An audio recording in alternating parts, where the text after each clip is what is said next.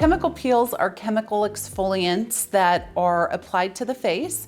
They can be a superficial peel, they can be a medium depth peel, or a deeper depth chemical peel.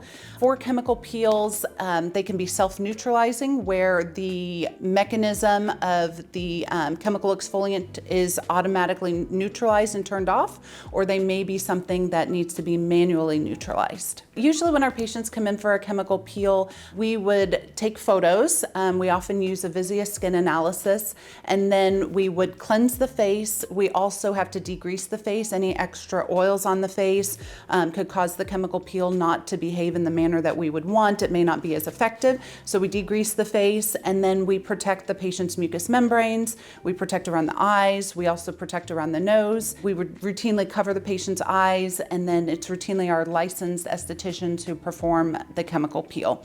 So it's applied routinely with like a 2x2 cotton. It could be applied with a brush, but I recommend that it's applied with a cotton, just because with a brush that could kind of flick all over, and you don't want it to end up in a patient's eye or end up in another area where it shouldn't be, or stain someone's clothing. And then usually we would apply the peel based off of number of passes. So there are things that we're evaluating in a patient's skin.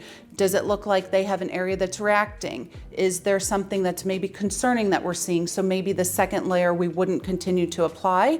That's one of the reasons it's so important to go to a licensed professional, also to go to a physician-owned and operated med spa.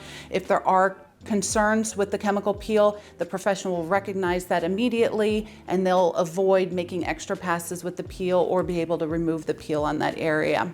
After a chemical peel, you definitely have some downtime.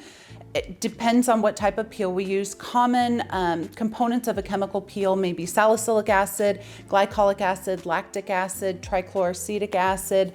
They all kind of are various percentages and various depths.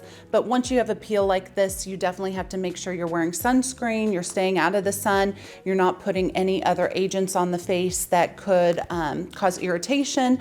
And then routinely patients will peel afterwards. Some patients get a real aggressive peel to where they peel like a snake. Other patients have a very mild slough to where they don't see much peeling. It doesn't mean one or the other is more effective or less effective. It just may be how your skin responds. Or often, like native skin, someone who's never had a chemical peel before, they often will slough more than someone who's had a chemical peel more frequently, but it does also depend on which type of peel that you're using. So we here at Plaza Aesthetics and Wellness do not customize peels to the skin, but that is something that definitely can be done. There's certain types of components to the chemical peels that can be customized. So if someone has more redness in their skin, mandelic acid's great. If someone has more active acne, we would want to focus on salicylic and maybe a higher percentage. The peel that we offer here is called the Perfect Derma Peel. It's a trichloroacetic acid peel, and it treats fairly all skincare concerns. So we don't tailor our peels, but that's something that can easily be done for patients.